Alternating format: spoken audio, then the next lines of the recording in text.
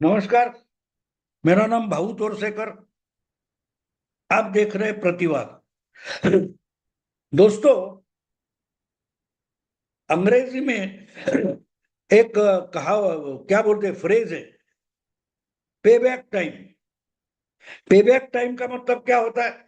आपने जो कर्जा लिया है, जो उधार लिया है, वो वापस देने का टाइम आ गया है।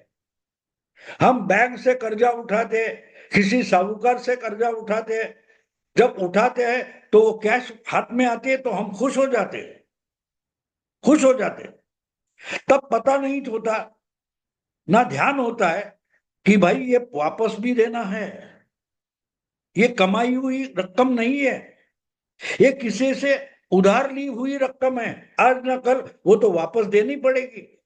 लेकिन जब कैश हाथ में होता है तब ये ध्यान में नहीं रहता, ना उसकी जानिब रहती है। और इसलिए जब पे बैक टाइम आता है, जब मुदत खत्म हो जाती है और वापस देने का समय आ जाता है, तो हमारे हाथ पांव कांपने लगते हैं। क्यों, इतना पैसा कहां से लाएंगे?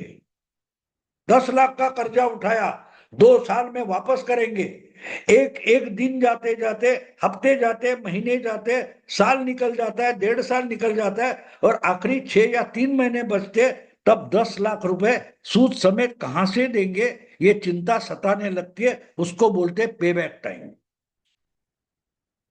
देना तो पड़ेगा, लेकिन वापस करेंगे तो कैसे करेंगे? कैसे करेंगे? ये चिंता सताने लगती है। और यही बात राजनीति में भी होती है। जब आप कोई गठबंधन बनाते हो, किसी वोटर को आश्वासन दे देते हो, लालच दिखाते हो, और अगर वो वोटर आपके साथ आ जाए तो उसको दिया हुआ वचन पूरा करने की जब जिम्मेदारी आ जाती है, तब डर महसूस होता है। हम देख रहे हैं ना, पंजाब में बिजली फ्री, आम आदमी पार्टी जीत गई। पानी फ्री, ये फ्री, वो फ्री, महिलाओं के लिए बस फ्री, सब फ्री करते गए। लेकिन वो खर्चा उठाने के लिए पैसे कहां से आएंगे? दिल्ली में भी बिजली फ्री, पानी फ्री, ये फ्री चल रहा था। मोहल्ला क्लिनिक, क्या क्या नाटक किया। और जब पैसे देने की बात आती है, खर्चा उठाने की बात आती है, तो सेंट्रल गवर्नमेंट के पास हाथ फैलाएंगे। भैया ये सरकार हमको करना है तो सेंटर ने हमको पैसा देना चाहिए, नहीं तो रिजर्व बैंक से कर्जा उठाना पड़ता है। और कर्जा उठाते उठाते कर्जा इतना हो जाता है कि अपने ही जो कर्मचारी है सरकार के, उनका पगार देने के पैसे भी नहीं बचते। पंजाब हो, हिमाचल प्रदेश हो, कर्नाटक हो, जहां कांग्रेस की सरकारें हैं, वहां ये आज हालत है पे बैक टाइम। हाँ, जो ग्रेजुएट है उसको बेकार भत्ता मिल जाएगा, हर महीने 3 लाख 3 हजार रुपए। महिलाओं को 3 3 2 2 हजार रुपए हर महीना मिल जाएंगे, खटाखट खटाखट खटाखट। वोट तो मिल गए, अब क्या करोगे? तो उसको पे बैक टाइम बोलते हैं। और यही बात अब आहिस्ते आहिस्ते गठबंधन के लेवल पर आ गई है। बीजेपी और मोदी को हराने के लिए जो अलग अलग 25 28 दल इकट्ठा हुए थे, तो बीजेपी का या मोदी का बहुमत तो हट गया। आज बीजेपी को गठबंधन सरकार चलानी पड़ रही है, एनडीए की सरकार है। अकेले बीजेपी का बहुमत नहीं है, उनकी सरकार नहीं है, इसलिए खुश हो गए थे, गुलछर्रे उड़ा रहे थे। लेकिन ये करने में जो मुस्लिम वोट आपको मिला है, जो मुस्लिमों ने एक गट्ठा होकर आपको वोट दिया है, उसकी भी कोई कीमत होगी, उसकी भी कोई कीमत होगी। वो उस वक्त नहीं सोचा था। अब 2 महीने 3 महीने होने के बाद आहिस्ता आहिस्ता आंखें खुल रही है। क्योंकि जो वोटर था वो आम वोटर जैसा नहीं है, मुस्लिम वोटर आम वोटर जैसा नहीं है। वो बोलता है कि हमने अगर आपके लिए मोदी को हराया है तो हमारा भी मानना पड़ेगा। एजेंडा तुम्हारी पार्टी का नहीं होगा, एजेंडा मुस्लिमों का होगा।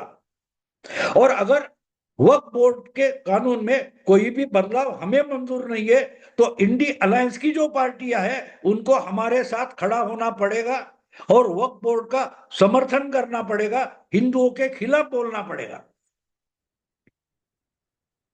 अब महाराष्ट्र में हर पार्टी की में जो मुस्लिम नेता है, कांग्रेस हो या एनसीपी हो या छोटी मोटी पार्टियां है, वो सब पार्टियां बोल रही है कि अगर आपको मुस्लिम वोटर ने जिताया है तो आपकी पार्टी में 20%, 18%, 17% वगैरह वगैरह मुस्लिमों को टिकट मिलने चाहिए।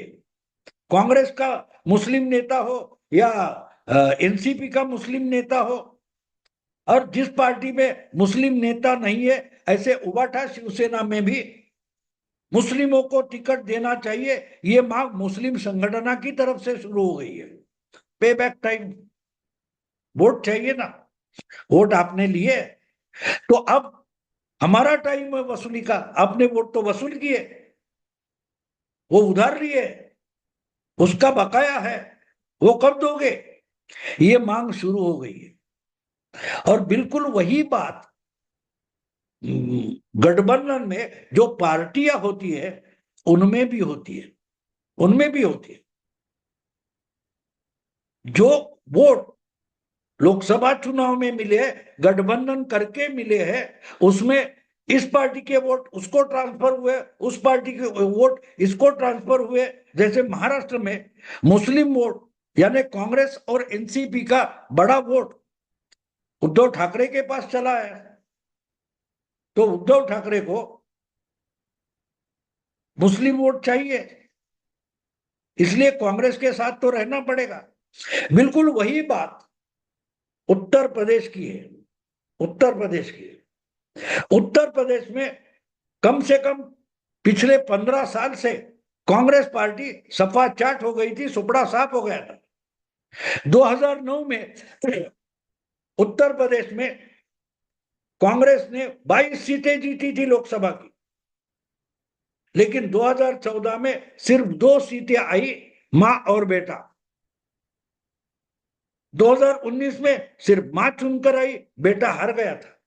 इस बार 6 सीटें आई है और 6 सीटें अकेली कांग्रेस की नहीं आई है, वो समाजवादी पार्टी अखिलेश की पार्टी के मदद से आई है।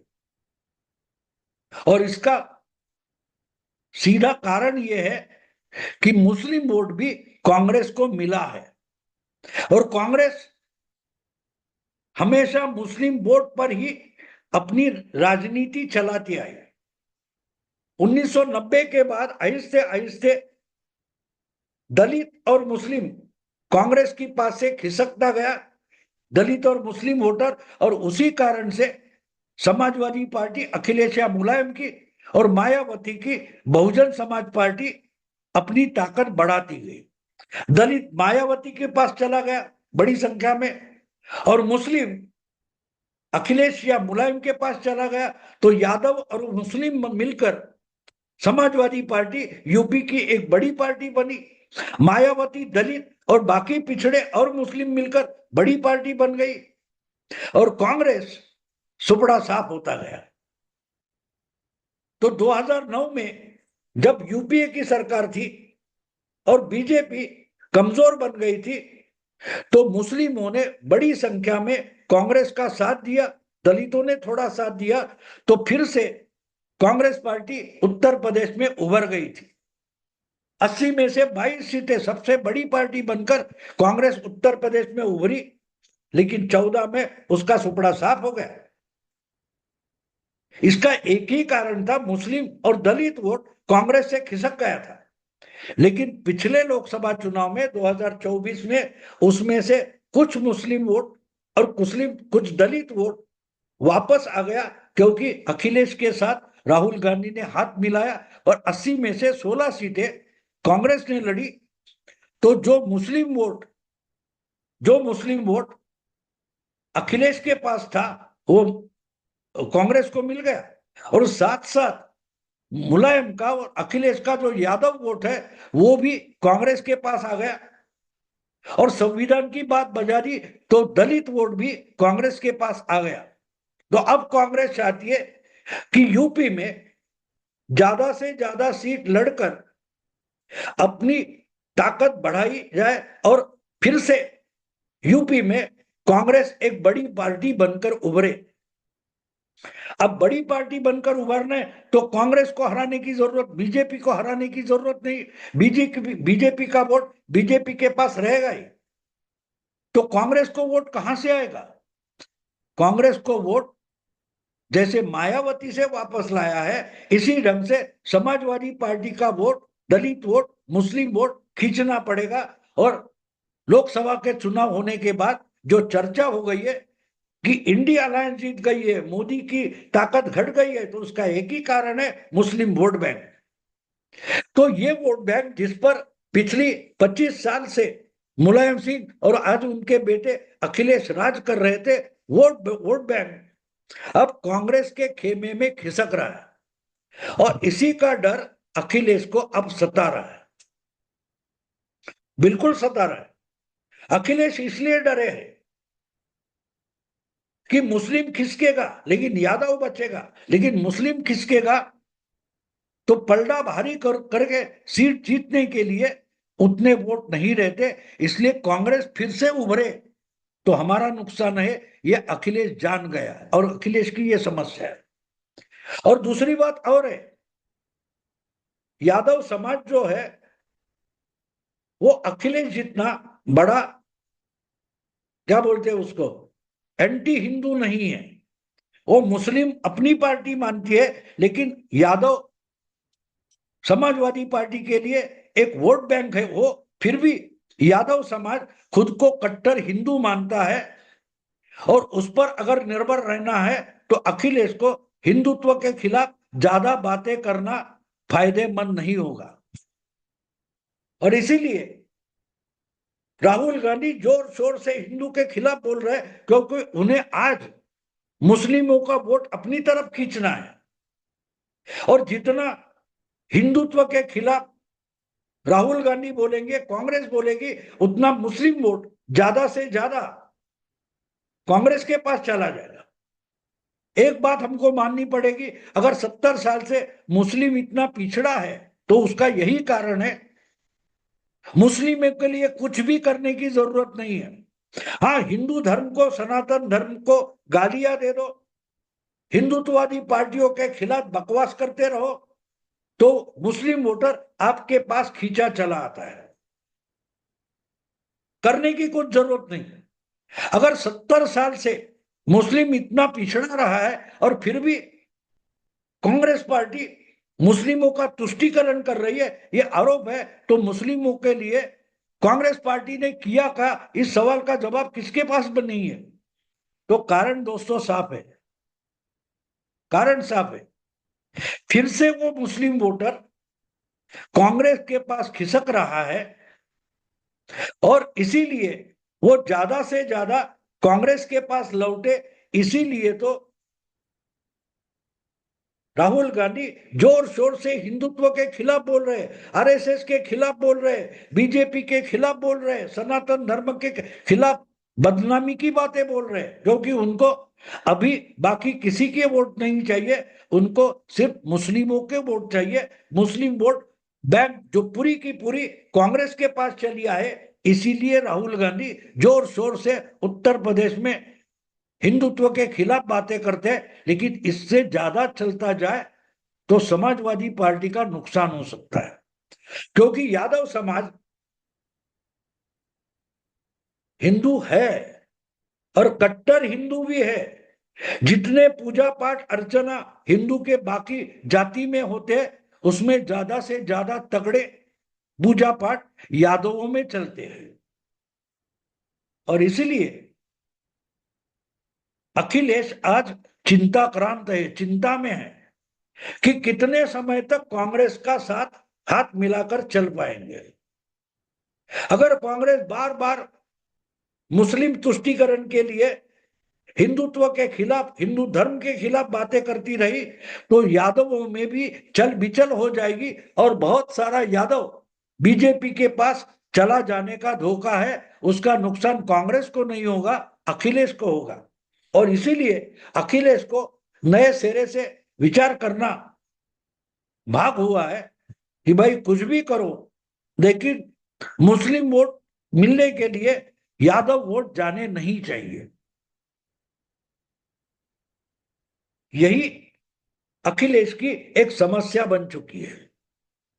वो कोशिश कर रहे हैं कि हिंदुओं के खिलाफ बोले, हिंदुत्व के खिलाफ बोले, आरएसएस के खिलाफ बोले, आरएसएस से जुड़े हुए जो मठाधीश साधु संत है उनके खिलाफ बोले, लेकिन उससे आहिस्ते। अब देखो रामदेव बाबा इतना बड़ा बाबा है भारत में, अगर सबसे ज्यादा बोलबाला किसी मठ का और साधु बाबा का है तो रामदेव बाबा का है, लेकिन रामदेव बाबा खुद यादव है।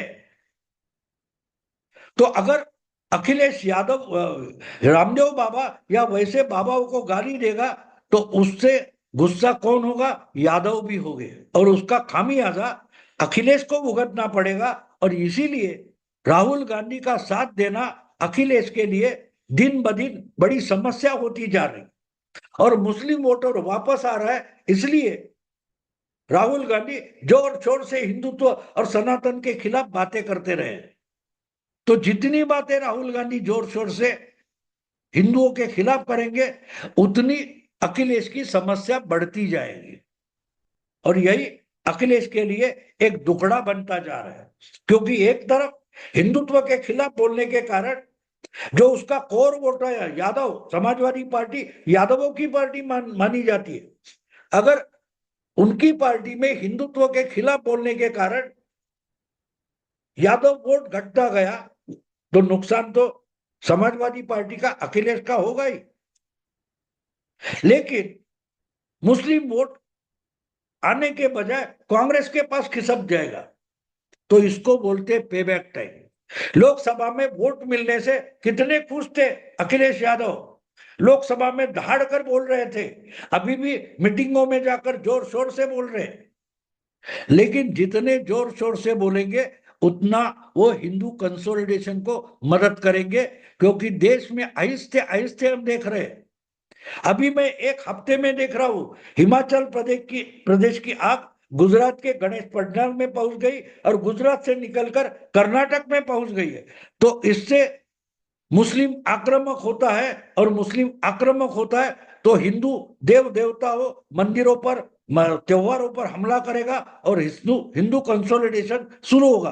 और हिंदू कंसोलिडेशन शुरू होगा तो वो हिंदुत्व की पार्टी को ही फायदा देगा, मतलब बीजेपी को फायदा देगा। तो जिस ढंग की राजनीति राहुल गांधी करना चाहते, उससे तो अखिलेश का नुकसान पक्का है। और इसलिए विधानसभा का चुनाव आने तक अगले 2 साल में राहुल गांधी से और कांग्रेस से पल्ला कैसे झाड़े और इंडी अलायंस से बाहर कैसे निकले, इसकी चिंता में आजकल अखिलेश यादव दिखाई दे रहा है। दोस्तों, यही तो उनकी समस्या है। इसको पकड़े तो वो छूटता है, उसको पकड़े तो ये छूटता है। ये पूरे सेक्युलर खेमे की बुरी हालत है। दोस्तों, अगर वीडियो पसंद है तो लाइक कीजिए, शेयर कीजिए, सब्सक्राइब कीजिए। नमस्कार।